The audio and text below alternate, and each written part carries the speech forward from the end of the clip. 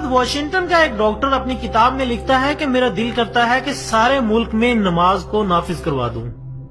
جب اس سے وجہ پوچھی گئی تو اس نے بتایا کہ نماز کے اندر اتنی حکمتیں ہیں کہ کوئی سوچ بھی نہیں سکتا۔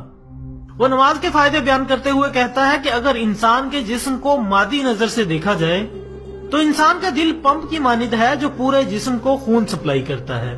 اس نے کہا کہ جب انسان بیٹھا ہوتا ہے یا کھڑا ہوتا ہے تو جسم کے جو حصے نیچے ہوتے ہیں ان میں خون کا پریشر نسبتاً زیادہ ہوتا ہے اور جو حصے اوپر ہوتے ہیں ان میں پریشر نسبتاً کم ہوتا ہے۔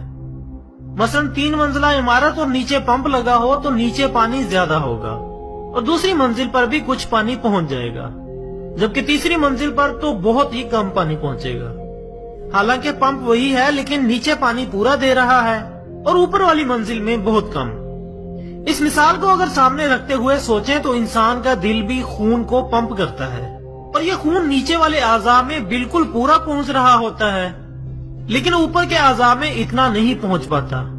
جب کوئی ایسی صورت آتی ہے جس میں انسان کا سر نیچے اور دل اوپر ہو تو خون سر کے اندر بھی اچھی طرح پہنچ جاتا ہے، لیکن یہ تب ہی ممکن ہے جب انسان نماز پڑھے، کیونکہ جب انسان نماز کے سجدے میں جاتا ہے تو محسوس ہوتا ہے جیسے پورے جسم میں خون پھر گیا ہو، اور آدمی اگر سجدہ تھوڑا لمبا کر لے تو محسوس ہوتا ہے کہ چہرے کی جو باریک باریک شریانیں ہیں ان میں بھی خون پہنچ گیا ہے۔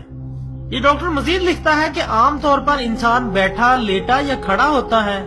بیٹھنے، کھڑے ہونے اور لیٹنے سے انسان کا دل نیچے ہوتا ہے جبکہ سر اوپر ہوتا ہے۔ ایک ہی صورت ایسی ہوتی ہے کہ نماز میں جب انسان سجدے میں جاتا ہے تو اس کا دل اوپر ہوتا ہے اور سر نیچے ہوتا ہے، لہذا خون اچھی طرح چہرے کی جلد میں بھی پہنچ جاتا ہے۔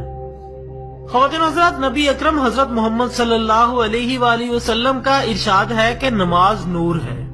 اللہ تعالی ہم سب کو نماز کی پابندی کرنے کی توفیق عطا فرمائے۔ آپ سے گزارش ہے کہ ویڈیو کو زیادہ سے زیادہ شیئر کریں تاکہ آپ کی وجہ سے کسی کے بھی دل میں نماز کی محبت